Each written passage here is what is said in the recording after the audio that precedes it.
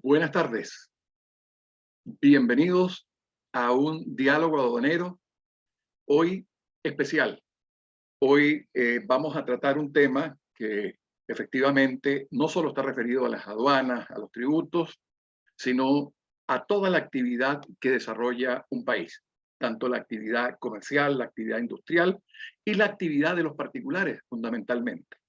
Tenemos un invitado excepcional, un hombre que realmente maneja este tema que vamos a tocar hoy, que está referido a todo lo que es la nueva ley dictada el 16 de diciembre por la Asamblea Nacional en materia de registros y notarías. Es una ley que ha dado en la opinión pública una cantidad de análisis y de escritos, Twitter, publicaciones en periódicos. Hemos podido ver ayer el Nacional efectuando un trabajo de análisis sobre la ley, el doctor Juan Cristóbal Carmona y también nuestro invitado de hoy a este diálogo en materia jurídica que, como bien dijimos, no solamente es aduanera, sino que abarca todo tipo de actividades.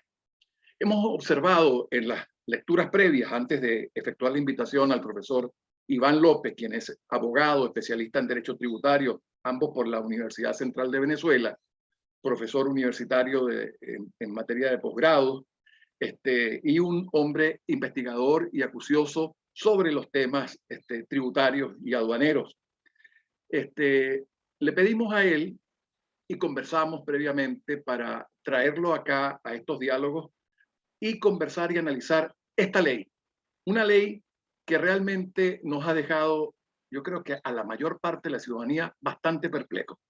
Hemos pasado de una ley de registros y notarías manejada en unidades tributarias, las tasas, los impuestos, a una ley que hoy nos aplica un tipo de cambio, un tipo de pago de los servicios, de las tasas y los impuestos en petros. Petro, que como todos sabemos, hasta el día lunes tenía un valor de $56,54 cada petro. Y por ejemplo, situaciones que afectan a cualquier persona.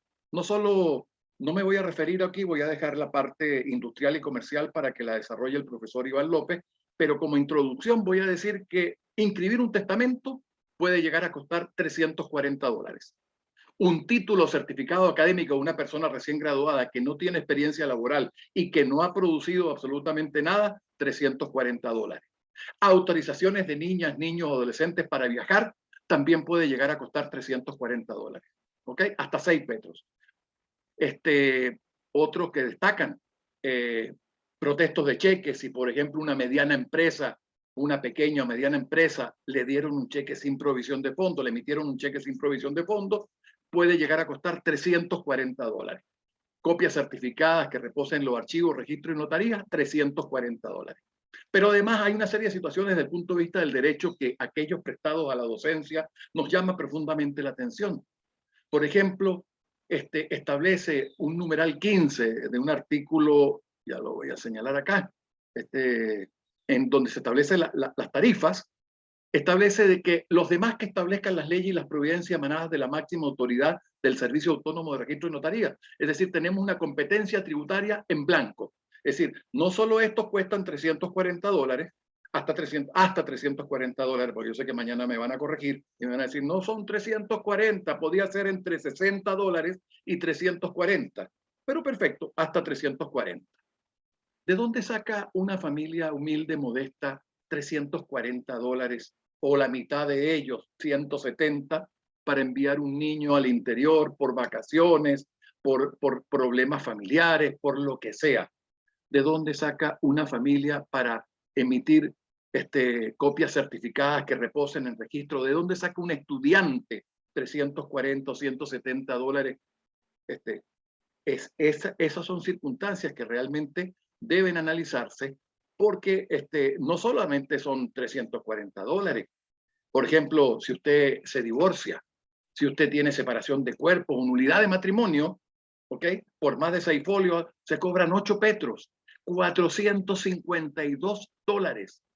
Es decir, solamente podrán divorciarse, solamente podrán graduarse, solamente podrán viajar los hijos de aquellos que tengan un ingreso similar. Y estas son las cosas que vamos a conversar hoy con el profesor Iván López. A mí me vienen dudas y surgen dudas, no solamente a mí, a la ciudadanía, porque esto está efectivamente discutiéndose en todos los foros, en todos los foros. Ayer la BDT, la Asociación Venezolana de Derecho Tributario, sacó un resumen, porque realmente es un resumen de 7 páginas. El profesor Juan Cristóbal Carmona, al igual que el profesor Iván López, nuestro invitado de hoy, también publicaron sendos resúmenes de análisis. Uno referido a las tasas, en el caso del profesor Juan Cristóbal Carmona, y en el caso del profesor Iván López, referido a las bases imponibles. Pero ambos son coincidentes en que esto es una sorpresa desagradable a los fines de la ciudadanía, porque los costos no están dados para poder cancelar. ¿Cómo hace una persona que tiene un salario mínimo? El salario mínimo bordea entre los 3 a 4 dólares con los bonos. ¿Cómo hace una persona, por ejemplo, un anciano que tiene que emitir una constancia, una fe de vida, o otorgarle un poder a un hijo porque él está postrado en una cama, o porque no puede salir a hacer colas o no puede salir a hacer trámites y tiene que darle un poder a su esposa o a sus familiares para que le cobren esos 4 dólares de pensión, si tiene que pagar 2 petros y 0,04 de petros por cada folio? Es decir, esa es una situación que alguien aquí no analizó en la Asamblea Nacional efectivamente hasta dónde llegaban estas tarifas de tasas e impuestos que se van a aplicar. El profesor nos va a hablar de otros temas, ya referidos fundamentalmente de esta ley, referidos al sector comercial, al sector industrial, y cómo afectan incluso a las familias en la enajenación de bienes inmuebles. ¿Cómo hago yo que quiero vender mi casa en Caricuado, en el Valle, en la avenida Andrés Bello, en la Florida, en la avenida Libertador, para mudarme, por ejemplo, al municipio de Chacao? ¿Qué sucede allí? ¿Qué pasa con este caso, con los registros? ¿Cómo está manejándose esta situación? Damos la bienvenida desde ya al profesor Iván López, quien es, como dije, abogado, especialista en derecho tributario, profesor universitario y de larga data y de larga trayectoria en el trabajo venezolano universitario y de la investigación. Bienvenido, profesor Iván López. Julio, buenas tardes. Muchísimas gracias por la iniciativa de compartir respecto a este tema que, como tú bien dices, es un tema trascendental para la vida jurídica nacional. Para la vida jurídica nacional, por cuanto el sistema registral nuestro venezolano tiene una gran incidencia en lo que es el ejercicio de derechos constitucionales fundamentales, por supuesto, primordialmente de propiedad, de seguridad jurídica, etc. Permíteme que no tengo, ahora sí. De tal manera, pues, que esta reforma, que principalmente busca aumentar los montos de las tasas por concepto de los servicios de registro, incide, como ha venido incidiendo ya desde hace algún tiempo, en la posibilidad de toda la ciudadanía de poder registrar propiedades y también poder ejercer derechos a la defensa, por ejemplo, a través de autenticación de poderes, etc. Quisiera, para ya entrar en el tema, compartir pantalla, profesor.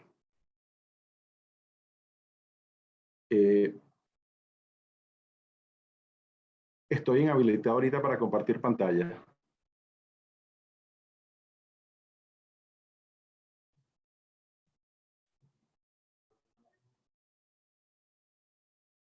Julio, tienes que habilitarme para compartir pantalla. Estoy en eso, profesor. Ya va. ¿Ahora? Intento. Por favor. Perfecto, ahora sí. Perfecto.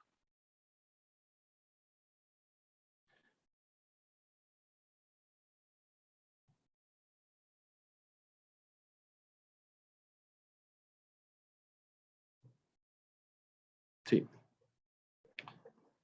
Primero quisiera, pues, iniciar precisando cuáles son los distintos tributos que se presentan en el servicio registral venezolano, ahora pues considerándolos desde el punto de vista de esta nueva ley de diciembre de 2021.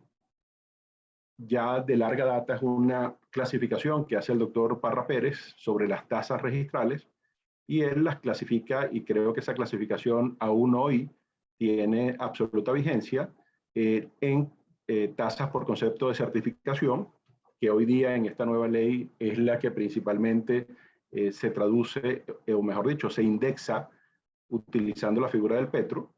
Luego, tasas por concepto de escritura o inscripción de documentos, que es lo que la ley actual denomina derechos de procesamiento. Y esta es una tasa que puede ser calculada, o mejor dicho, que la ley actual prevé ser calculada sea porcentualmente o en petros, dependiendo la actividad donde se cumpla.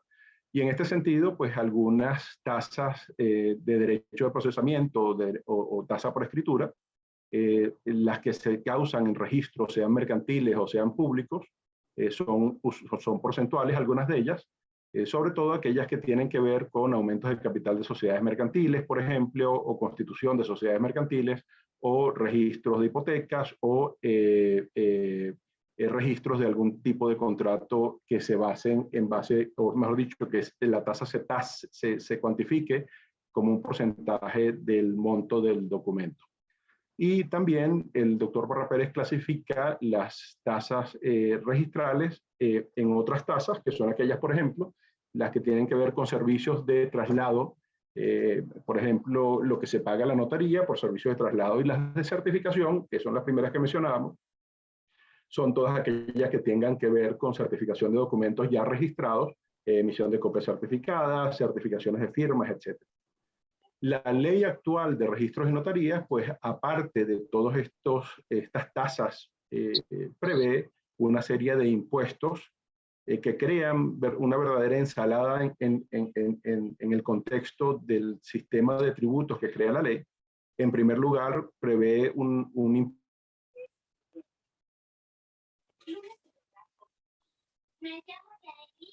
impuesto no está del todo previsto o dependerá de la existencia de leyes nacionales de descentralización. Mi conexión está inestable, voy a... Julio, estoy conectado. Está conectado ahorita sin problema, pero hasta hace un momento estabas, se congeló tu conexión, pero ahorita está conectado. ¿Y el audio ha sido continuo? Cuando te congelaste fueron unos segundos. Perfecto. Decíamos que además de las tasas, hay otros tributos, en este caso impuestos, que prevé la nueva ley y crea una verdadera ensalada tributaria dentro de la ley de registros y notarías. Hay tributos que pueden ser nacionales, estatales o municipales, dependiendo de la existencia de leyes de descentralización. Luego se prevé concretamente un tributo municipal que básicamente va a gravar la traslación de propiedad y de derechos, que se va a cuantificar en unidades tributarias, y verdaderamente es un impuesto poco importante, hasta 5 unidades tributarias puede llegar a ser el más cuantioso. Y luego hay un tributo nacional que se va a gravar por inscribir títulos, sentencias y actos que deban registrarse en el registro principal.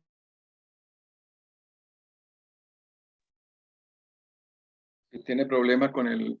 Y también se prevé que el 30%, yo voy a quitar entonces mi video voy a quitar mi video, profesor, para que tenga mejor... ¿Y cómo va a compartir pantalla? Deja ver si puedo... ¿La puedo compartir allí? Sí, correcto, perfecto. Ok. ¿Ahora sí? Sí. Perfecto. A ver si mejora así la velocidad de transmisión. Decíamos que, por último, también prevé un impuesto nacional que grava la inscripción de títulos, sentencias y actos a ser registrados en el registro principal. Es un impuesto que se va a gravar en unidades tributarias, y también un impuesto también a beneficiar al fisco nacional, equivalente al 30% de lo recaudado en las notarías por conceptos de traslado. para abordar ya directamente cuáles son los problemas que esta ley está creando, me gustaría... perfecto. Primero...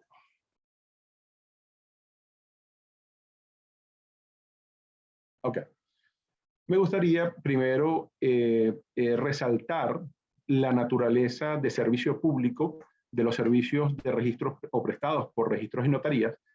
Y en este sentido, pues traer a colación lo que ha señalado la Sala Constitucional, en este caso, en esta sentencia del 2008, un caso aeropostal contra el Aeropuerto Internacional de Maiquetía, donde señaló que en los servicios públicos inherentes al Estado, si se está frente a un servicio de naturaleza jurídica, es decir, esos servicios públicos que solo el Estado puede prestar, son servicios de naturaleza eminentemente jurídica, como son todos los relativos a registros y notarías.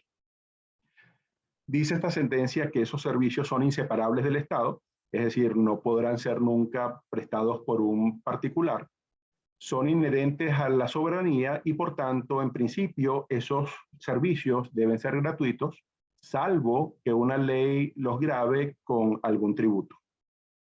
Dice esa misma sentencia que las tasas que corresponden a esos servicios inherentes o prestados por el Estado con esas características no se conciben ser prestados por particulares por su íntima vinculación con la noción de soberanía que rige en cada lugar y tiempo.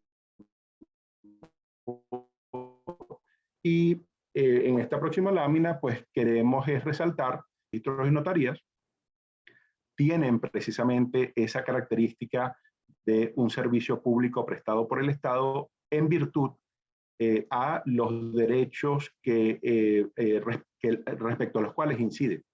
En este sentido, pues traemos a colación estas normas, por ejemplo, del Código Civil para demostrar cómo los registros o los servicios de registros y notarías afectan los derechos constitucionales de propiedad o a la defensa o de certeza jurídica. Por ejemplo, el artículo 1924 del Código Civil dice que aquellos documentos que la ley sujeta a registro y no están registrados no tienen efectos jurídicos frente a terceros que adquieran derechos respecto a un determinado inmueble.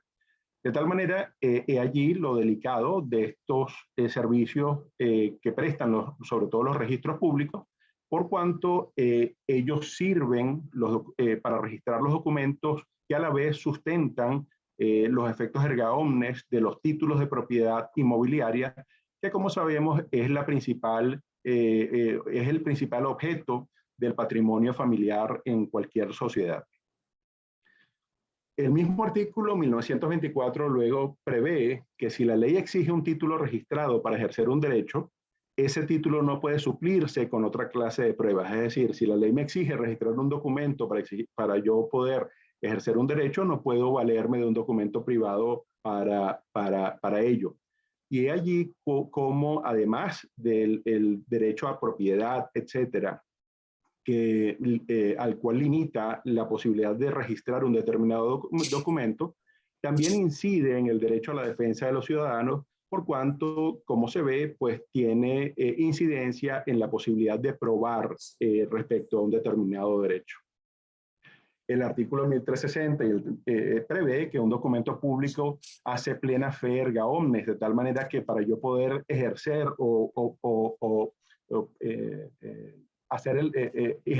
invocar el efecto erga omnes respecto a una determinada propiedad inmobiliaria, va a ser necesaria yo poder registrar mi título del cual deriva mi derecho de propiedad inmobiliaria.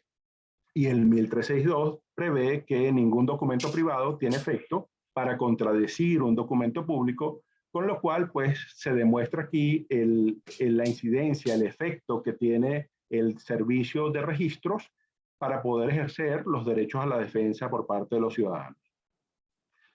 Y la guinda de esta torta, o mejor dicho, lo que culmina la idea o redondea la idea de los servicios registrales en Venezuela como servicios públicos que solo pueden ser prestados por los registros y notarías, y esto es importante a los efectos del tema de las tasas que vamos a ver seguidamente, viene dado por estos artículos de la Ley de Registros y Notarías, el 10, 15, 18 y 30, según los cuales estos servicios solo pueden ser prestados por el Poder Nacional.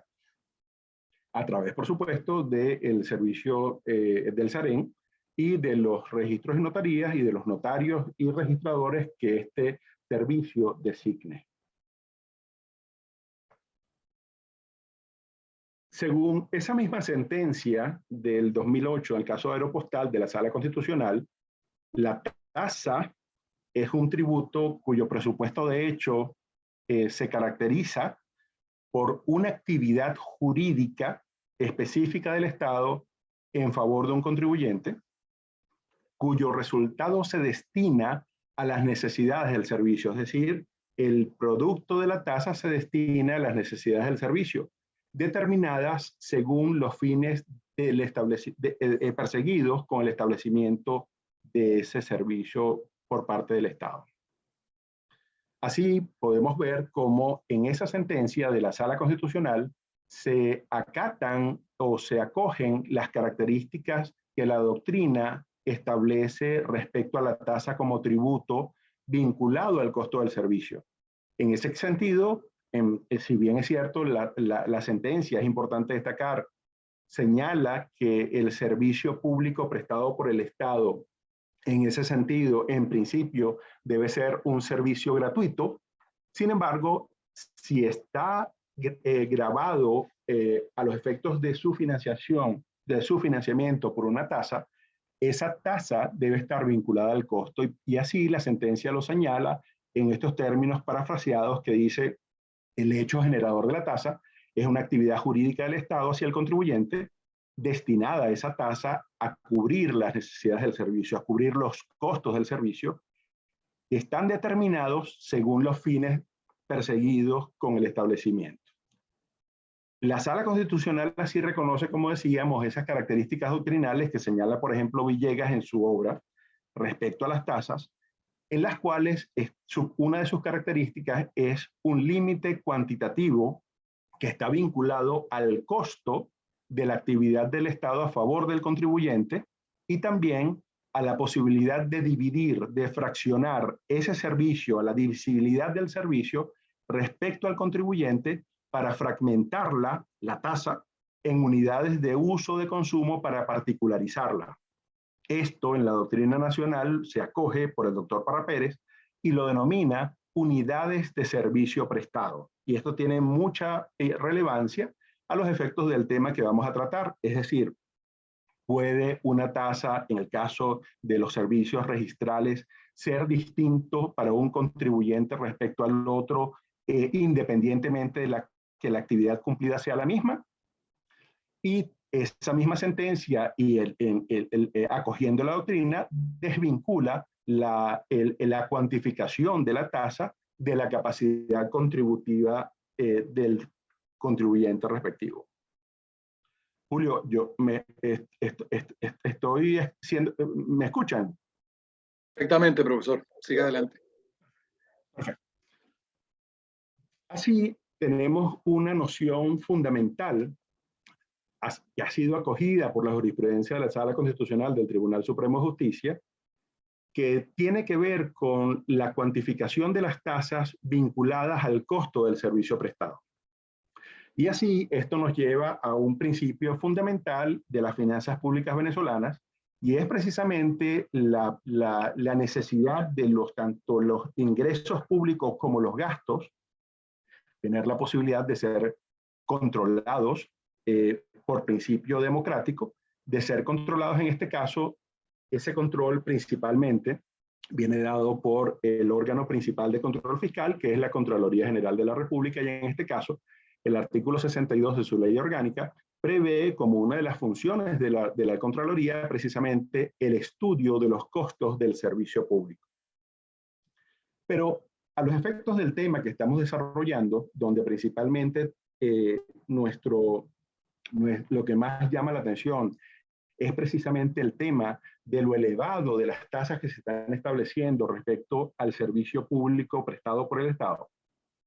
Tenemos además que la propia Contraloría General de la República ha dictado unas normas para fomentar la participación ciudadana en el control fiscal desde los años 90, en las cuales, en cuyas normas, uno de los principios precisamente en que se fundamenta esa participación ciudadana en el control fiscal es en el principio de rendición de cuentas, con lo cual parece justo pensar que en nuestro sistema de derecho es vital la participación ciudadana en el control de los costos del servicio público, en este caso, prestados por el SAREN, a través de los registros y las notarías. Y ese es uno de los temas fundamentales que desde los cuales debe enfocarse esta problemática que se está generando respecto a lo elevado de las tasas por los servicios registrales en Venezuela. Esto en el contexto histórico, permiso, tiene antecedentes en Venezuela. Por ejemplo, esto es un tributo de larga data. La primera ley de registro público nuestra data de 1886, reformada múltiples veces, y una de esas reformas fue la reforma de la ley de registro público del año 1940. Una de los objetivos perseguidos por el legislador en esa reforma fue reducir los montos de los impuestos registrales. Y en la exposición de motivos de esa ley se señala que la reforma busca es determinar los derechos de registro en una forma y proporción más consona con el volumen material del servicio que se presta. Es decir, fíjense cómo aquí el legislador tuvo una clara visión de establecer la cuantía de las tasas según el costo y la unidad de servicio prestado a cada contribuyente en cada oportunidad. En ese momento, la ley de 1940, por ejemplo, para contrastarlo con lo que ocurre en la actualidad, establecía los derechos de registro en un 0,75%, por ejemplo, para el caso de los aumentos de capital o constitución de sociedades mercantiles o registros de documentos con obligaciones, etc. Si quisiéramos referirnos a las tasas por certificación, el caso de un registro de poder, por ejemplo, en ese momento costaba $1 su registro, que hoy, si lo ajustamos por inflación, ese dólar, desde el momento en que estaba en vigencia esa ley hasta ahora, serían hoy equivalentes a $20 ajustados por inflación. Hoy, el servicio registral, sin embargo, tiene ventajas tecnológicas que no existían en los años 40. Por ejemplo, si atendemos a los artículos 24, 27 y 28 de la nueva ley, los soportes físicos del sistema registral y notarial se transferirán a bases de datos. Y los procesos notariales y registrales podrán realizarse a partir de un documento electrónico. La publicidad registral reside en la base de datos del sistema automatizado y en sus soportes documentales y en sus certificaciones, que tienen categoría de documentos públicos según estas tres normas. Es decir, hoy día nuestro servicio registral, por estas innovaciones tecnológicas, es obvio que debe tener una relación de costo mucho menor a la que tenía en 1940, donde no existían fotocopiadoras, ni impresoras, ni sistemas informáticos que permiten imprimir con relativa facilidad los documentos que se van a registrar.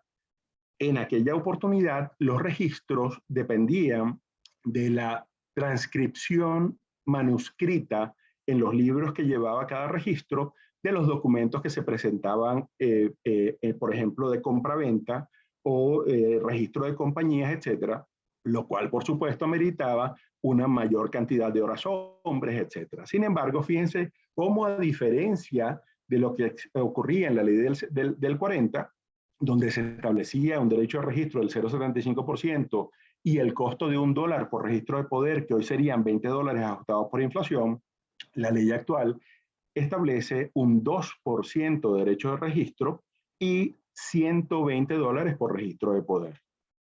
De tal manera que sí parece que haber un problema relativo a un alto costo de la prestación del servicio registral en Venezuela, por cuanto, ajustando por inflación los costos previstos, las tasas, mejor dicho, previstas en la ley de 1940 por inflación, pues son tasas sustancialmente menores a las que prevé la actual ley, a pesar de que en la actualidad contamos con todos estos avances tecnológicos que harían mucho más económicos los servicios registrales en el país. Además de un hecho notorio comunicacional, como es la pérdida del valor de casi un 75% del valor de los inmuebles, de tal manera que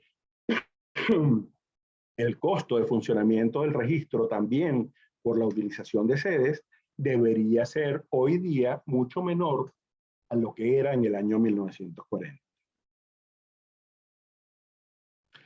Sin embargo, si bien es cierto que esa determinación de costos, o mejor dicho, de la tasa elevadísima que tenemos hoy día, o que parece ser elevadísima hoy día, o todo parece indicar que es demasiado elevada hoy día en relación a lo que ocurría en el pasado en Venezuela, que además no hay forma de medirla por cuanto no existe en Venezuela un verdadero cumplimiento de las normas que regulan nuestras finanzas públicas, que permitan una mayor participación ciudadana en controlar los costos de la prestación de los servicios públicos.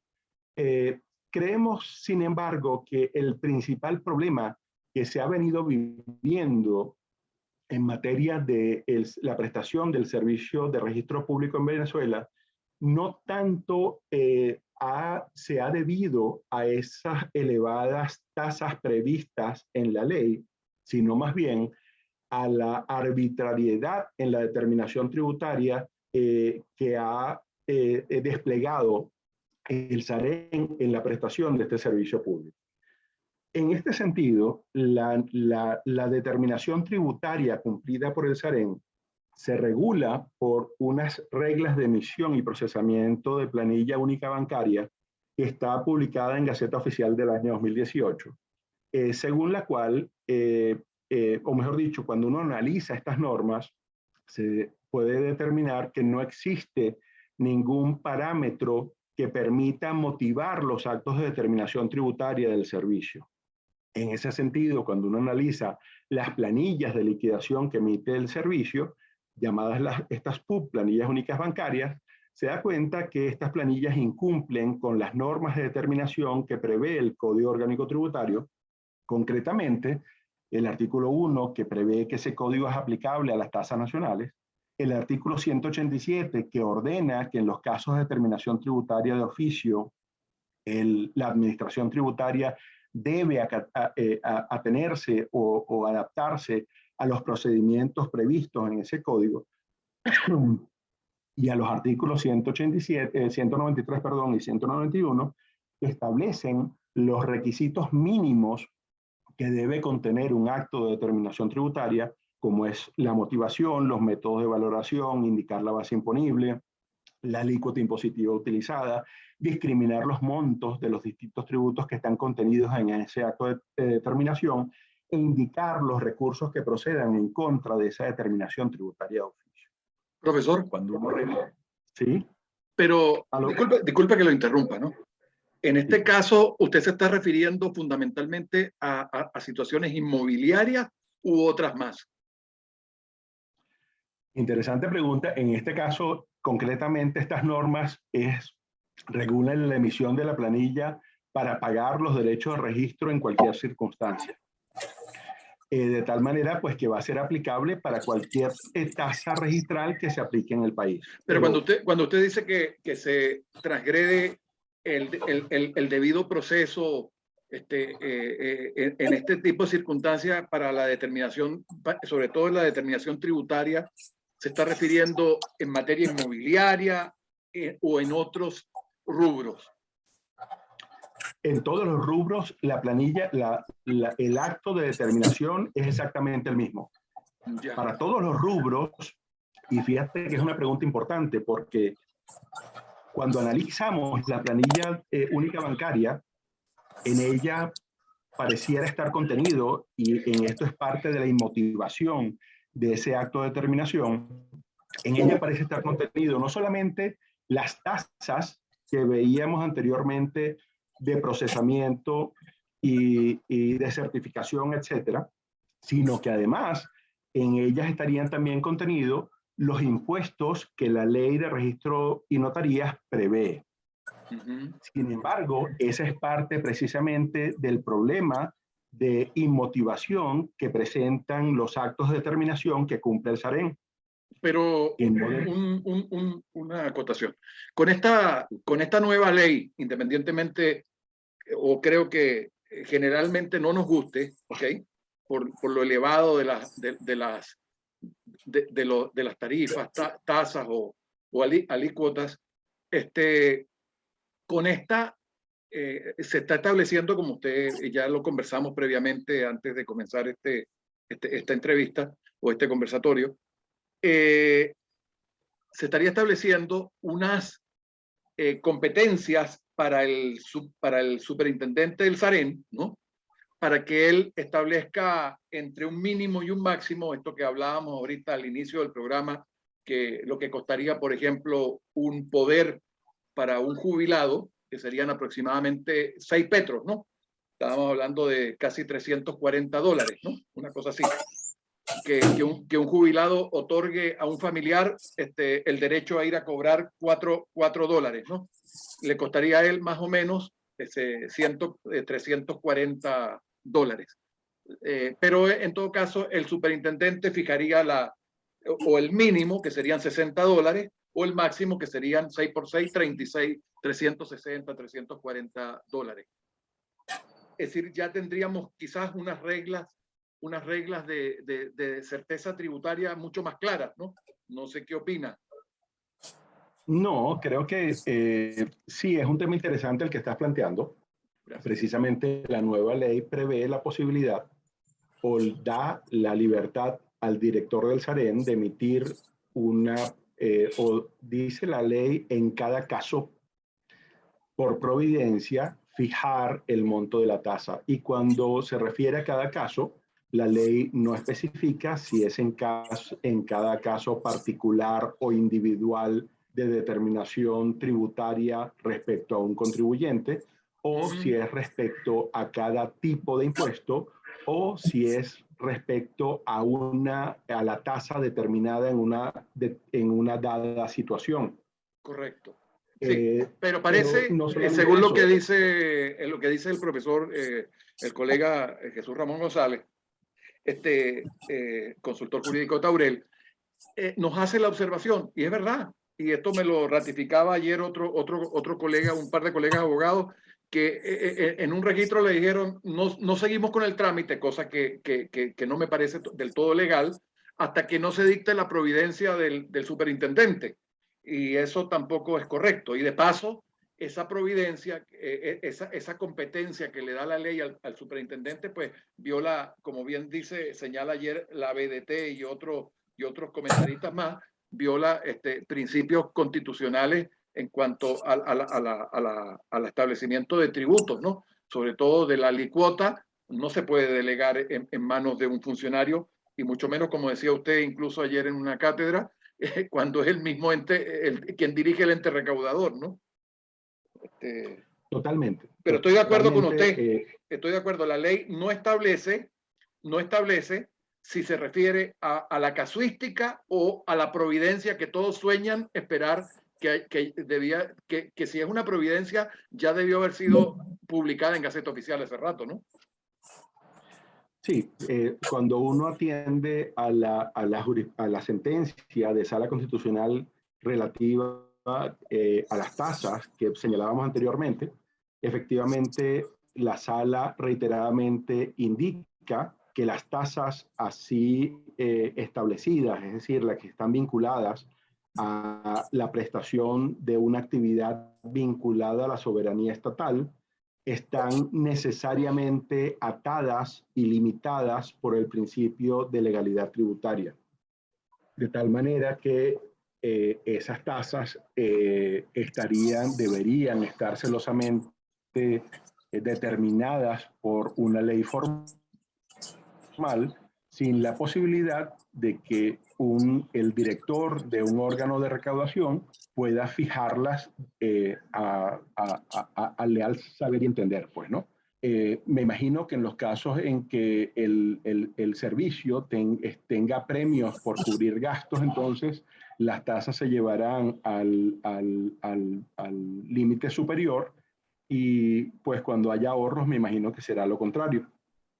Lo grave, y es un poco lo que hemos señalado anteriormente, es que no exista participación ciudadana ni tampoco existan data ni de la Asamblea Nacional al dictar esta ley ni del órgano de control fiscal que permita determinar con precisión en base a qué criterio se llevó, por ejemplo, la tasa por derecho de registro de un 0,60% a un 2%, cuando se estaba variando el factor o la unidad a través del cual se indexaban esas tasas, pasándolas de la unidad tributaria al petro.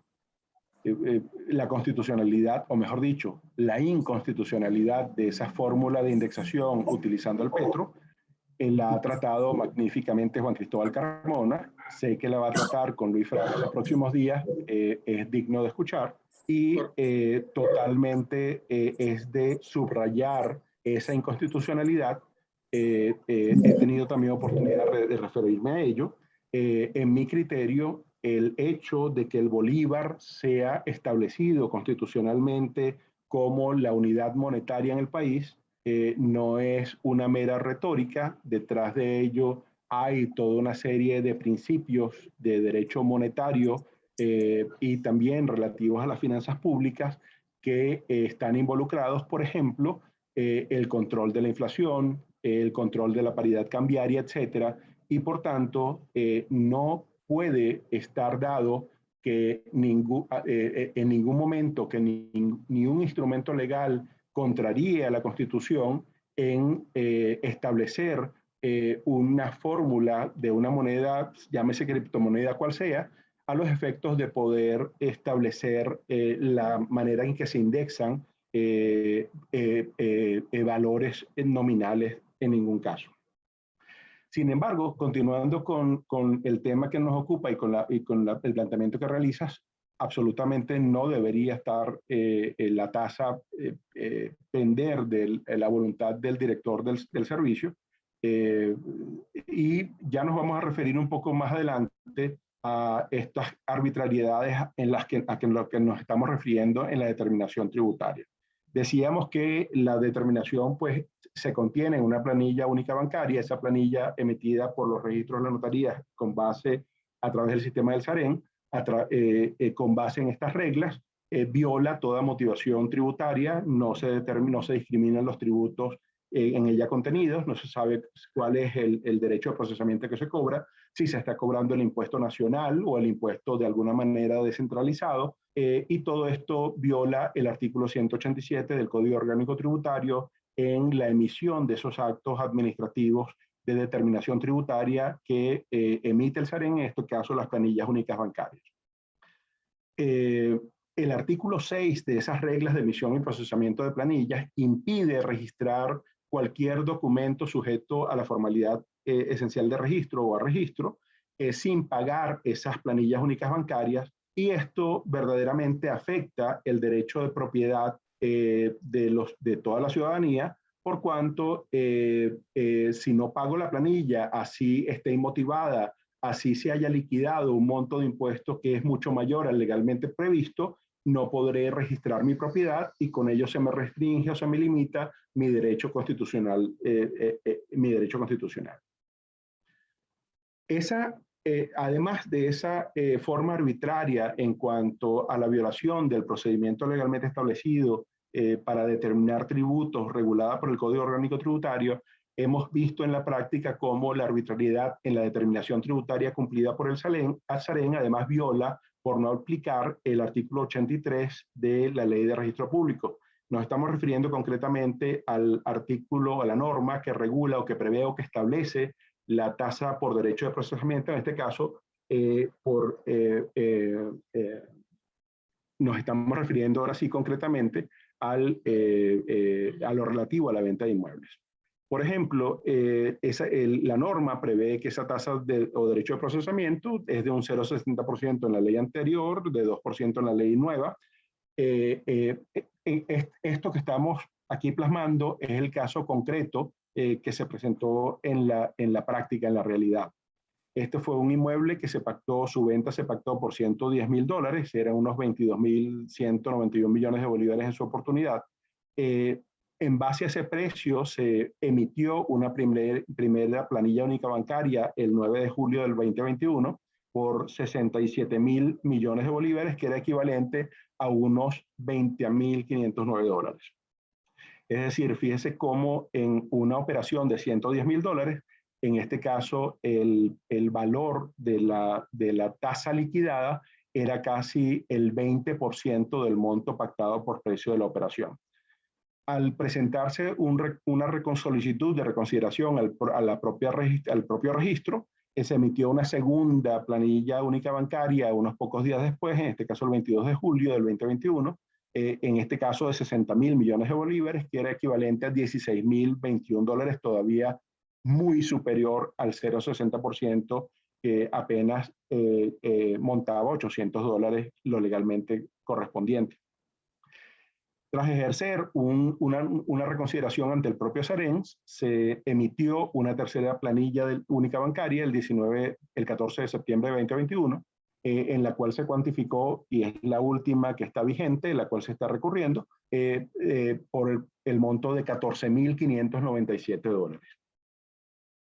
Esto en realidad, esta arbitrariedad en la forma de determinación tributaria es la que está causando los mayores dolores de cabeza hoy día, sin menoscabar lo absurdo del aumento de las tasas, como señalábamos anteriormente, que cuando las comparamos con las tasas ajustadas por inflación que existieron en el país hace años, vemos que son totalmente exorbitantes las actuales, es decir, pueden ser 5 veces mayor a las tasas que entonces se preveía, por ejemplo, para la autenticación de un poder.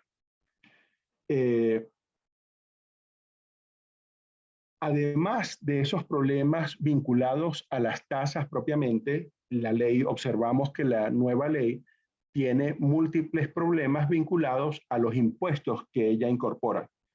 Por ejemplo, el numeral 3 del artículo 90 genera un 1% adicional de impuesto por suscribir o aumentar el capital de empresas. El numeral 4 de ese mismo artículo, sin embargo, crea una especie de trato diferencial para las sociedades extranjeras, ya que ya no fija el monto del impuesto en el 1%, sino en el 1 por 1000. Y luego se refiere ese mismo numeral 4 del artículo 90 a un numeral 11 que es inexistente en esa norma. El problema principal que va a generar estos impuestos que prevé la ley de registros y notarías es cómo se conjugan estos impuestos con el timbre fiscal existente que hoy día recaudan muchos estados del país.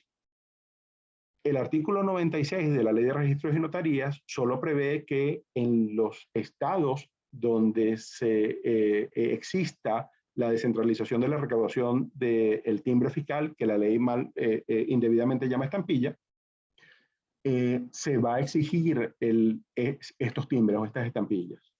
Sin embargo, no dice que este impuesto nacional, estatal o municipal, se desaplique en el caso de la existencia de un impuesto de timbre descentralizado en una determinada jurisdicción estatal.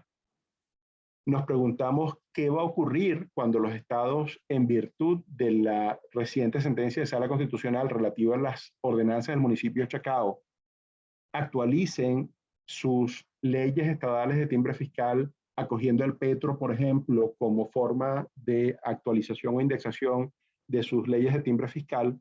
¿Qué va a ocurrir con estos impuestos que se prevé en el artículo 40? ¿Van a subsistir? ¿Se va a generar entonces un 2% adicional o un 5% adicional como monto de impuesto por un lado nacional y por otro lado estatal, además de la tasa del 2% que ya está prevista en la ley de registros y notarías? Estos son, a grosso modo, y hasta aquí quiero dejar la presentación para poder atender cualquier inquietud que pueda surgir, que nos han llamado la atención, las inquietudes que nos han llamado la atención tras revisar esta nueva normativa que regula los servicios registrales en Venezuela.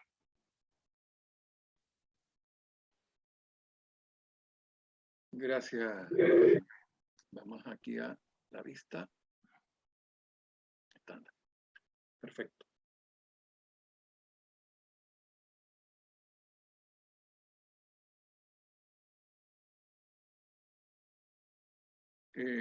Ahora sí, profesor, está allí, ¿no? Sí, estoy acá. Perfecto. Si quiere puede dejar de compartir pantalla y tenemos una vista estándar. ¿Ok? Mira lo siguiente, interesante, porque tal como lo planteabas tú, lo planteaba Juan Cristóbal Carmona, la BDT. Ayer vi a la Cámara Inmobiliaria, la leí, tengo el artículo y ellos dicen que no están desconformes con la ley, pero entonces luego empieza cada uno de los análisis que ellos hacen, hablan con toda sinceridad, se expresa el presidente de la Cámara, señalando que en cuanto a los, no están en desacuerdo con la ley, pero que él espera que esta ley sirva fundamentalmente para sincerar lo que usted ha señalado ahorita, los precios de las viviendas, es decir, que se sinceren. Dice que hay tres tipos de precios, que está el precio que acuerdan comprador y vendedor, está el precio que adicionalmente tiene el registro, para él cuál es el precio, está el precio de la vivienda, creo que era el precio, no sé si era, allí lo tengo, el precio, está el precio de mercado, el precio del Sarén y el precio que a la larga se acuerda. Creo que eran esos tres tipos de precios. Entonces ellos decían que esto iba quizás a servir para que al final se cobrase lo que tenía que, sobre el precio de mercado. También resaltaban de que los precios han bajado casi en un 75%, es decir, que la oferta supera la demanda y eso no se puede dejar de conocer. Dicen que el año 2020 el mayor trabajo que tuvo la Cámara Inmobiliaria fue de alquileres, es decir, que lo que más logró fue alquileres. A mí realmente ese tema de inmobiliario me preocupa porque entiendo de que tú tienes una vivienda, como lo decía al principio de este diálogo, tienes una vivienda, no sé, en el Valle, en San Agustín, quieres mudarte para la avenida Andrés Bello, por lo tanto vas a vender, pero si te van a aplicar un precio que no sabemos de dónde salió. Además, aquellos que manejamos la parte contenciosa tributaria, aquellos que hemos hecho vida, en el caso nuestro como jueces, e incluso como abogados, litigantes, sabemos a la perfección de que este tema, para resolverlo luego en un contencioso tributario, va a requerir fundamentalmente de una experticia. Es decir, que tres expertos nombrados por el SAREN, nombrados por el tribunal y por la parte que pide la nulidad de ese cobro exagerado, se pongan de acuerdo y puedan analizar cuál es el precio realmente que debió tomarse para el aspecto impositivo o el aspecto de las tasas que debe cobrar el SAREN. Pero eso tiene un costo. Y además, de acuerdo a la sentencia, a la vieja sentencia de la sala político-administrativa, que la República no puede ser condenada en costa, entonces todo eso se lo va a echar el peso de este proceso judicial contencioso tributario por todas las irregularidades que usted nos ha hecho ver ahora, profesor, en el desarrollo de esta breve ponencia. Se lo va a echar encima un señor del Valle, de San Agustín, de la avenida Andrés Bello, de Chacao, que quiera vender su casa. Es decir, que adicionalmente va a tener que pagar unos servicios judiciales que no los tenía contemplados porque hay un servicio, como usted ha mostrado ahorita, de $110,000 de precio de venta, que a lo mejor hasta se puede hasta demostrar en el SAREN dónde fue ese dinero, qué cuenta, dónde entró, cómo se pagó, y le están cobrando casi aproximadamente el 20% del valor de la venta, cuando lo que debe cobrarse es un 0,60%. Es decir, no llega al 1%. Sí, por eso creí interesante poder hacer una comparación histórica de costos. ¿Qué costaba el servicio de registro hace unos años y qué está costando el servicio de registro hoy día cuando tenemos mejor tecnología que debería abaratar el costo y con el mismo espíritu del legislador de entonces poder ese abaratamiento de costos por la moderna tecnología, poder más bien aminorar los costos del servicio, que es precisamente lo que ha acogido de la doctrina tributaria a la Sala Constitucional en la sentencia señalada, donde efectivamente lo recaudado por tasa tiene que asimilarse al costo del servicio y sobre todo en la individualización o el fraccionamiento de ese servicio respecto a cada contribuyente. Con lo cual, pues, de alguna manera, contradice de todas formas lo que está ocurriendo hoy día.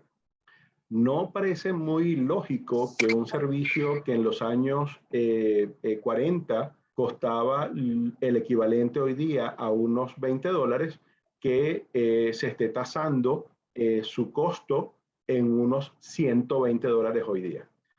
Eso precisamente es lo que creo que demuestra, porque de resto, el que no se objete, por ejemplo, el uso inconstitucional del petro como fórmula de indexación de las tasas, por efecto cómodo, práctico, no se le objete por comodidad y practicidad de poder tener un servicio que funcione porque se cubran los costos. Creo que eso solamente es una pequeña, esa precisamente no es el problema. El problema tiene que atenderse desde su origen. Es decir, que si lo que está ocurriendo es que tenemos un servicio que es un servicio ineficiente, bien sea por corrupción, por falta de capacidad técnica de las personas que allí laboren o cualquier otra razón, pues esas causas se corrijan y se aminore el costo a los ciudadanos que ese servicio tiene. Lo que no es justo es que un servicio ineficiente, por cualquiera sea las razones, pues tenga que aumentar el costo de las tasas o el valor de las tasas recaudadas para poder cubrirlo. Eso sí, verdaderamente no tiene ningún sentido. Es decir, no puede ser que un país 80 años más tarde, con ciudadanos más preparados, porque hay más educación, hay más información, más profesionales universitarios, pues sea incapaz de tener un servicio registral en una época donde existen computadoras, redes, internet de alta velocidad, etcétera, que seamos incapaces de tener un servicio con costos más eficientes al que tenían nuestros padres en los años 40. Esa creo que es precisamente el punto, pues, ¿no? Ello, por supuesto, sin desvalorar o desmerecer lo grave que implica la actualización de las tasas de registro con base en un factor de indexación, como en este caso es el petro, que nada tiene que ver con nuestra política monetaria, fiscal, monetaria y nuestro sistema financiero previsto y regulado en la Constitución. Eso por una parte, y por otra parte lo que bien señalabas, es decir, la arbitrariedad y lo que señalamos en la presentación de la arbitrariedad del servicio en lo que es la determinación tributaria como tal, donde efectivamente está radicando allí el problema. El problema está siendo, a ver, ¿qué va a pasar? Entonces, conforme a la anterior ley que se preveía un 0,60% con base en una unidad tributaria, los vicios se van a corregir estableciendo un 2% para un servicio que evidentemente se acostumbró a determinar arbitrariamente los valores de los inmuebles. Se va a corregir precisamente, sencillamente duplicando el monto de las tasas cuando queda demostrado que los montos de tributos que se estaban liquidando eran 20 veces superiores a lo que la ley preveía. Ese no parece ser la respuesta. Eso parece que no va a ser lo que va a ocurrir. Entonces creo que si queremos tener un servicio registral que es vital para la sociedad, porque allí es donde se registran las propiedades inmobiliarias de la familia, que es uno de los bienes más preciados que la Constitución establece, que informa el bien común, tenemos que corregir los vicios de raíz. Yo tengo aquí participaciones en Twitter, ¿no? Y dice, lo voy a leer tal cual como lo pusieron porque no lo voy a adornar. ¿Cómo chillan cuando les tocan los bolsillos a la clase alta? ¿Usted cree sinceramente, apreciado colega, profesor Iván López, que esto solo afecta a la clase alta? No, no es un discurso, eso es un discurso. Esto afecta a la sociedad en general. Y creo que la colectividad en general está sensibilizada en ese tema. Es decir, todos en algún momento, por favor, en Venezuela no solamente se divorcia el rico, se divorcia el pobre. Y para un divorcio, si no se quiere estar haciendo cosas en tribunales, pues se requiere un poder.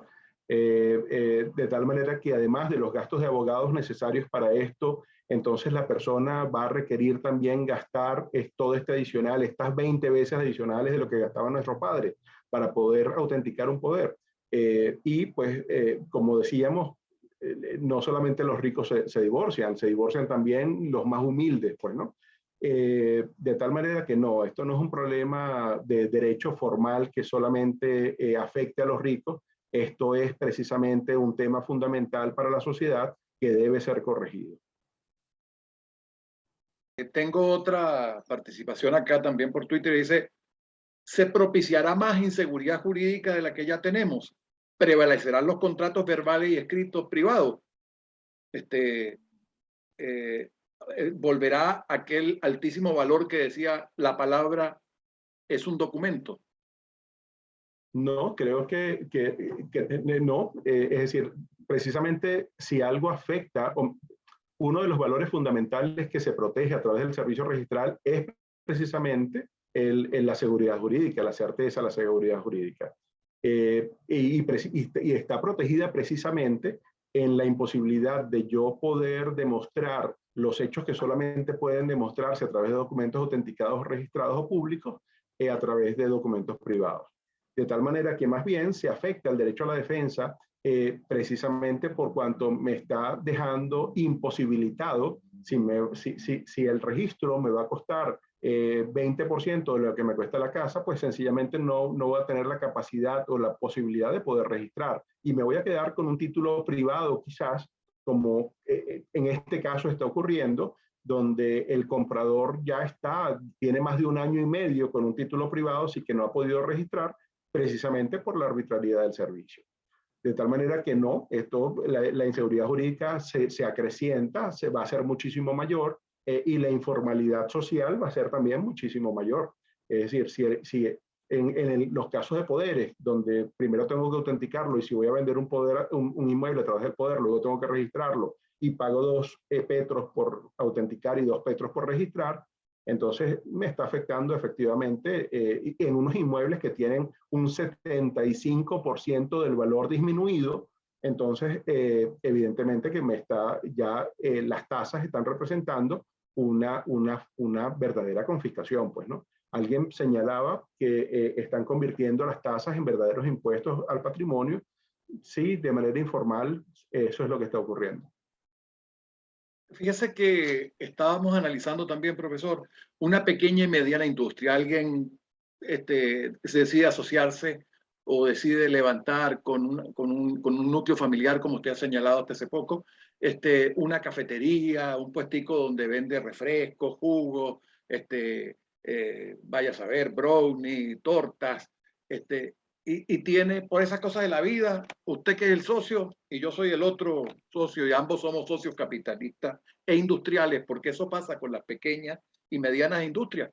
Es decir, el pequeño y mediano industrial que es aquel que hace muebles, que tiene una fuente de soda, tiene un pequeño restaurante, tiene una cosita en la playa, que es la que más genera empleos en Venezuela.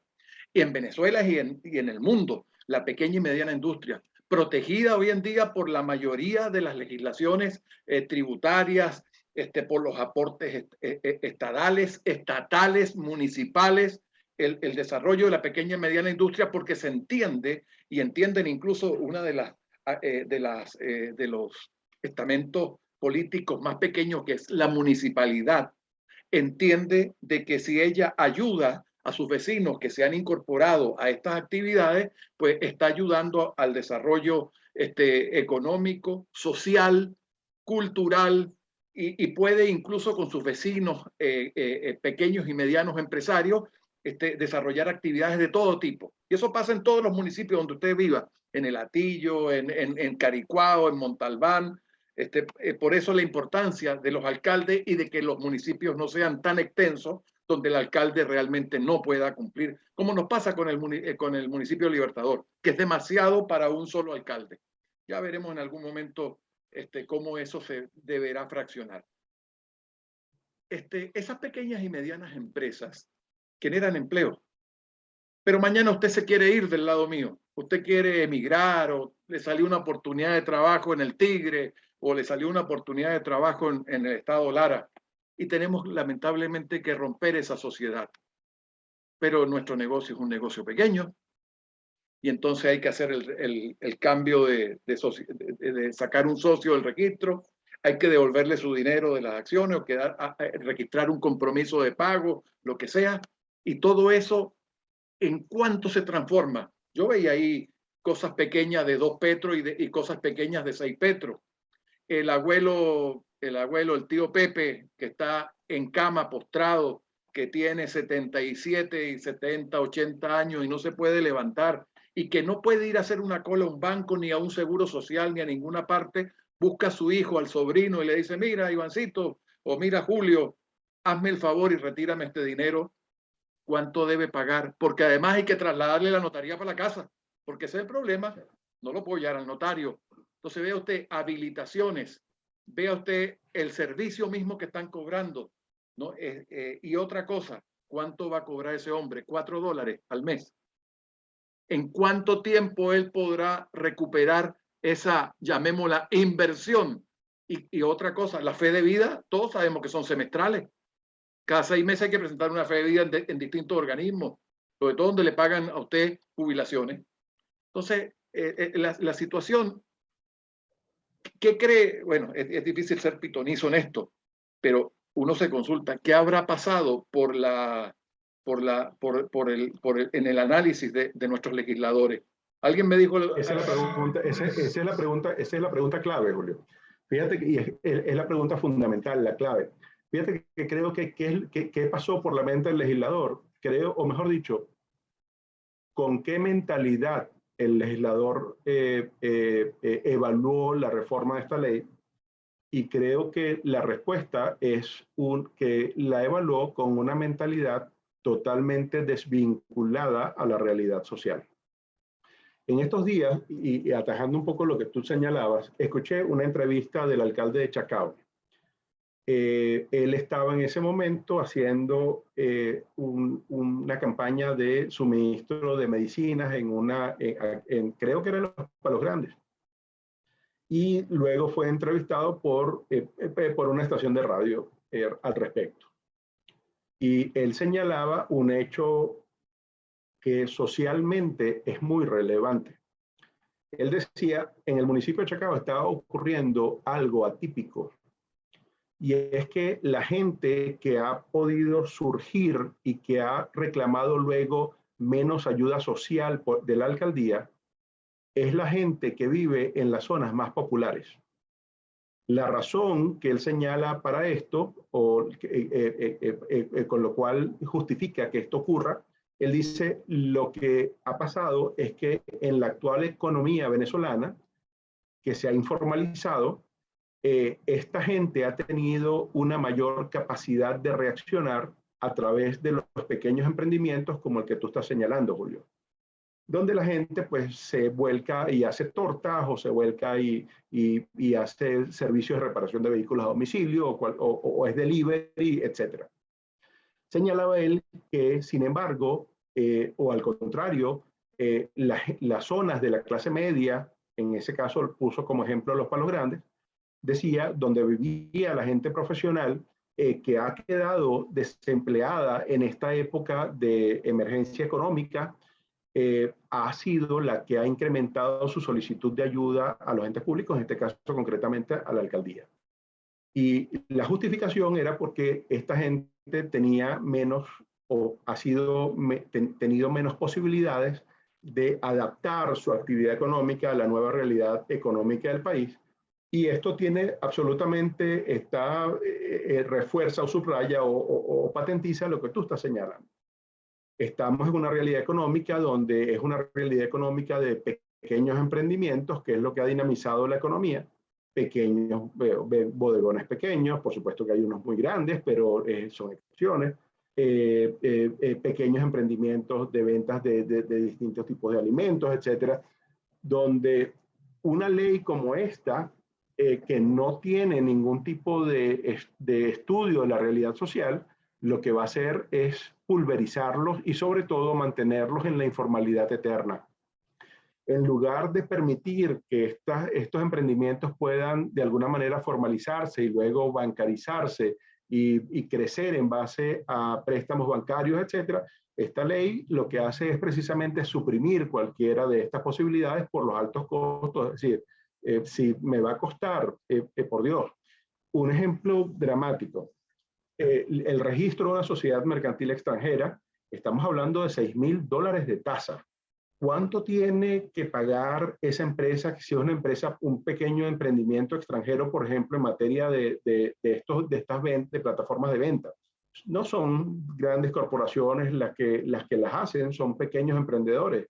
Y si es un pequeño emprendedor que se le está poniendo ya el plomo en el ala para poder constituir una sucursal en Venezuela, tiene que pagar $6,000 solamente por tasa de registro, más los honorarios de abogado, etcétera. ¿De qué monto estamos hablando y cómo competimos con Colombia o con Ecuador o con Perú en la atracción de inversión extranjera? Entonces, la respuesta es no. Esto sencillamente es una ley que no fue evaluada considerando la realidad social actual y económica del país. Fíjate que eso que usted señala, profe, estábamos viendo ayer un programa de derecho civil, personas de Chile, y aparecía un ciudadano, es decir, aparecían dos personas a divorciarse después de 25 años separados. Entonces, el tema era, como el matrimonio había sido efectuado bajo la norma de comunidad de gananciales, entonces la persona pedía, el que se había perdido 25 años, se encuentra que su cónyuge tiene una casa, pedía su mitad. Resumen de cuenta, lo mismo que me acaba de señalar el profesor Gerardo Silva, profesor de la ENAP, por esta, y además director de compliance, que es uno de los patrocinadores de estas actividades de los miércoles aduaneros, conjuntamente con Juan Miguel Guerra Contradec, me acaba de señalar, no nos divorciamos.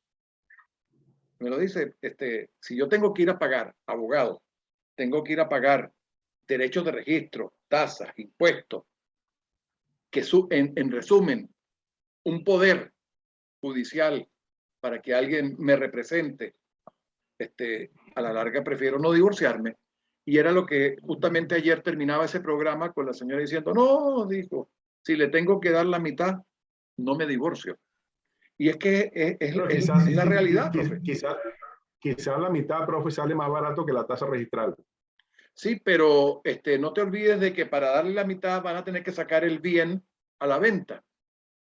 Y sacarlo a la venta significa que alguien tiene que comprarlo y alguien tiene que pagar los derechos registrales y tiene que pagar las tasas y lo que están pidiendo por ello.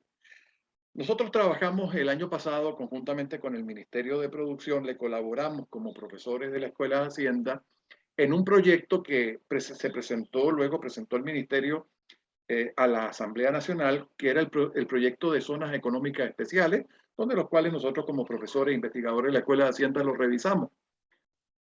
¿Cómo queda, como bien dice Gerardo Silva, cómo queda allí el tema de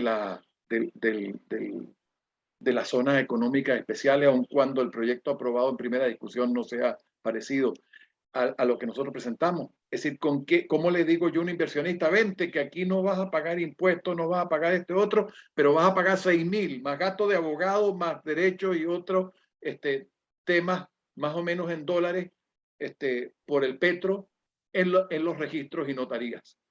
Entonces, ese es una desincentivar la inversión extranjera. Fíjese que también estaba leyendo que en Chile, otro caso, ellos ahorita tienen todo lo que es registro y la posibilidad de registro de compañías por vía de Internet, de una manera simple, sencilla. Usted creo que no necesita ni abogado para registrarse. Normalmente las empresas los buscan un profesional del derecho que maneje y pueda estructurar un buen registro mercantil, obviamente. Pero si es una empresa, una pequeña y mediana empresa, no necesita un abogado. Son casi todas empresas familiares, entre amigos, emprendedores, que en principio pueden desarrollar un registro mercantil pequeño y lo pueden hacer vía Internet. Y usted lo dijo hace un minuto en la exposición, ¿hasta cuándo vamos a esperar para que este servicio, que debiera de ser tan ágil y tan dinámico, y por qué vamos a tener que pagar unas altas tasas e impuestos sobre algo que realmente no lo amerita? Le está dando muy duro la Asamblea Nacional hoy a la clase media, pero durísimo. Es fundamentalmente la clase media y las clases más bajas, la media baja, las que van a salir muy perjudicadas con esto. Porque el que es irregular no le preocupa, no paga impuestos, no hace declaraciones, no tiene compromiso con la sociedad, con el Estado y la sociedad. Y el que tiene el compromiso, el que no quiere llegar a lo que dice el Twitter, donde te lo vendo de palabra, búscate 2 testigos y yo te firmo un papel con 2 testigos. Había otro Twitter de esa misma categoría que decía, lo haremos los comprador y vendedor con 2 testigos cada uno. Claro, el tema mañana el vendedor fallece o fallece el comprador y hay que tratar de ir a proceso judicial para decir, ese bien es mío, yo se lo compré, no lo he registrado, pero también sabemos que para que esa compraventa en materia inmobiliaria surta los efectos, debe estar en un registro inmobiliario. Y si no está, es muy probable que cualquier tribunal desconozca ese tema. Pero realmente, profesor, lo que nos llamó aquí a este conversatorio, es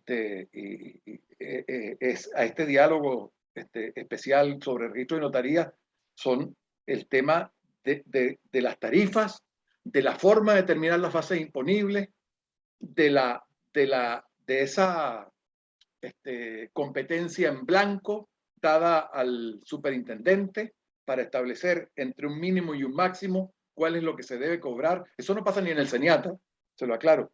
Ni siquiera en la materia tributaria, yo propiamente dicha, o en la materia aduanera, he visto que el superintendente nacional aduanero y tributario tenga esa competencia de fijar entre un mínimo y un máximo alicuotas, ¿ok? Eso no lo había visto hasta ahorita. Eso es una innovación de esta ley. Sí, lo vi en aduanas, normalmente por el dinamismo propio, pero hay una corriente aduanera que se opone totalmente a que el presidente sea quien fije las alicuotas arancelarias y mucho menos, de hecho, las modifique el ministro, como venía haciendo en la ley orgánica de aduana desde el año 78 para acá. Pero esto no lo había visto. Y el otro punto es esa competencia en blanco para establecer en el numeral 15 otras tasas que no estén establecidas, también la puede fijar él, sobre otros hechos. Es decir, eso es una cosa extraña. Y fíjese que esta asamblea usted habló, la Asamblea está compuesta independientemente de representaciones políticas que pueda haber, donde la mayor parte, la mayoría es evidentemente pro gobierno. Son muchos profesionales, muchísimos profesionales.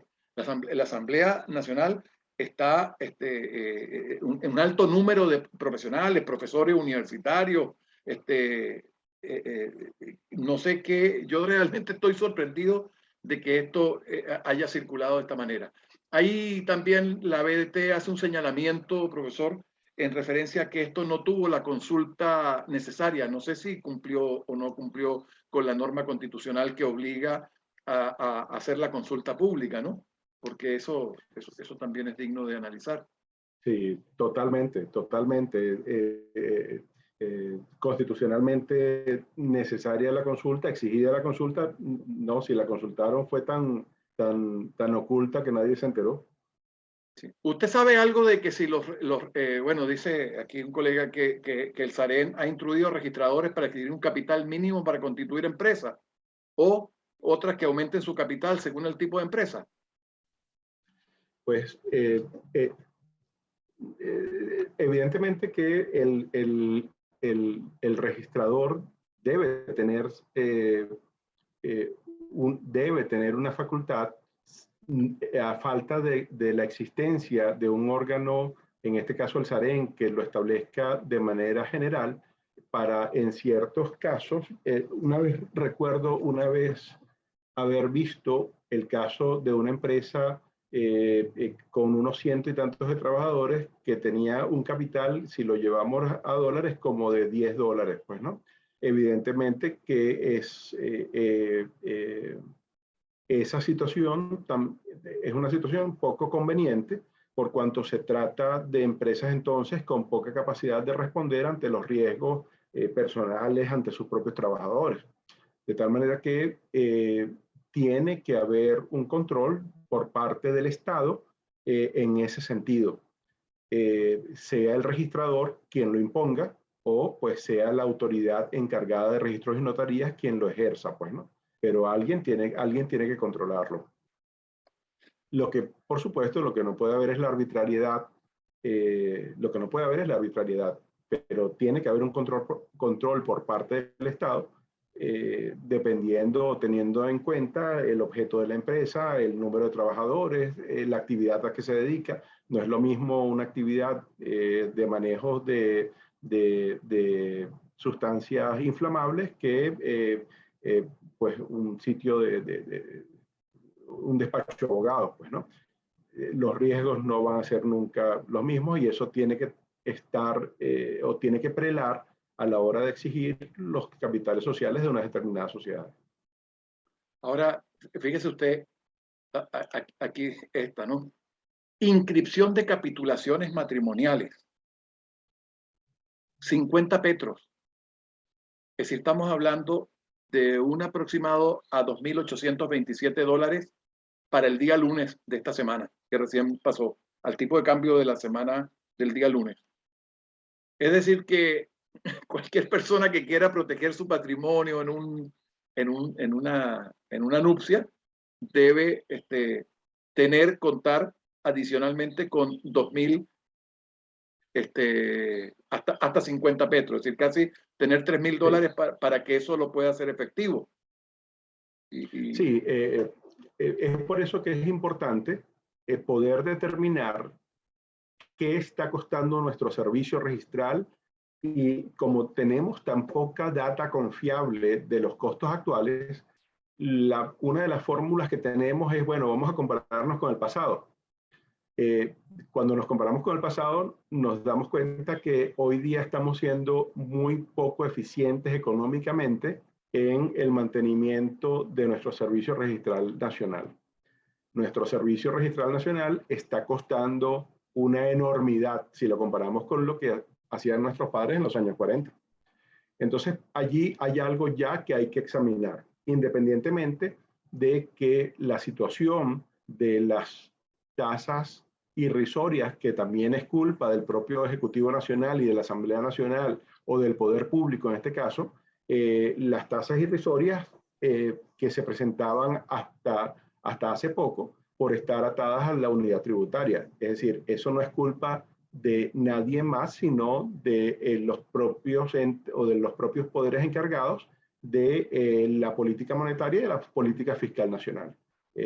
La devaluación fue producto de la emisión monetaria incontrolada y eso trajo la inflación, y el reprimir los valores de la unidad tributaria para no reflejar la inflación que se estaba dando en el país, eso fue responsabilidad de la propia Asamblea Nacional.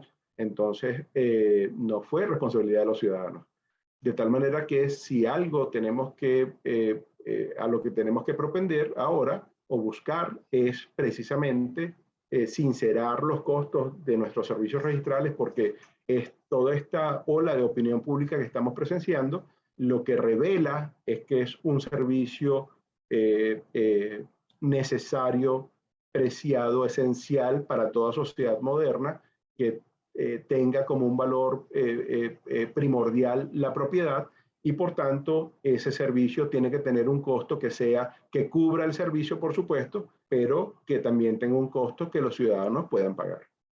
Bueno, la propiedad cuando se refiere al aspecto inmobiliario, porque cuando se refiere, por ejemplo, a registrar poderes, divorciarse o autorizaciones de viajes para niños, es decir, lo que se está cobrando por una autorización de viaje, lo que plantea la ley, perdón, porque todavía no sabemos si va a existir una providencia o no por parte del superintendente del SAREN o la superintendente del SAREN, pero autorizaciones para niños para viajar, estamos hablando que un ciudadano debe pagar hasta 6 petros. No sabemos si eso efectivamente. Yo creo que yo tenía tiempo que no veía una ley que crease en la ciudadanía tal disgusto. Es Tal decir, revuelo, sí. Sí, y disgusto porque cuando aquí te confidencio y va a quedar para la historia. Nosotros, usted sabe que nosotros hacemos trabajo pro bono, que significa ayudar gente que no tiene capacidad para poder pagar su servicio de abogado. Y yo creo que la mayor parte de las firmas de abogados como nosotros la hacemos. Y me refiero a usted y a los colegas que nos acompañan en el escritorio jurídico. Cuando el último que llegó, que es un técnico de una empresa del Estado y que no tiene capacidad con su salario para pagar un servicio para tener se está divorciando, bueno, si nosotros le hablamos de los gastos procesales, solo los procesales que él se iba a evitar, imagínense ahorita con poder, con todo lo que tendría que entregar y además luego registrar esa sentencia de divorcio, es un gasto que la persona no puede pagar. Es que ahí es donde quiero llegar. Cuando tú estás vendiendo un carrito, un carro que estás vendiendo y te dice alguien, mira, chico, te lo voy a vender en $2,000, $2,500, y te quitan $10 por concepto de registro, más la persona no sabe ir al registro, no tiene idea, entonces tiene que buscar un abogado que lo ayude a redactar el documento de compraventa y que le diga, bueno, vale, yo voy contigo para el SAREN, yo te acompaño, yo soy la persona indicada. Aunque lo hagas pro bono, lo hagas por favor, el resto del trámite que tú tienes que hacer, si te tiene que dar un poder para hacer ese trabajo. Si tal niño tiene que irse de vacaciones para niño de 14 años, menor de edad, 15 años, tiene que viajar con el tío para no sé dónde de vacaciones y hay que sacar un permiso de viaje y tiene que pagar los mismos $340 o $360. Profesor, eso realmente no cubre la expectativa de nuestra ciudadanía en estos momentos. Estos no son los años 70 o finales de los 70, donde cualquiera ganaba prácticamente $400 en Venezuela. No bastaba con simplemente conseguir un trabajo y estar cercano a los $400. Hoy nuestros jubilados están cobrando un aproximado de $4. Le faltan 2 ceros para llegar a 400. Es decir, es imposible que esto pase debajo de la mesa. Yo creo que como todos nosotros, como todos aquellos, ayer la BDT llamó a una reflexión a la Asamblea y a modificar esta ley. Y hay quien ha ido más allá y ha dicho, bueno, debemos modificar el sistema tributario como tal. Nosotros hemos hecho pedidos aquí incluso en materia aduanera, que debemos avanzar en materia de aduana y comercio exterior. Un buen paso fue la BUCE, pero hay que ir a la OEA y hay que ir a otros lados más. Esto de los registros y notarías realmente tiene nombre y hay que modificarlo.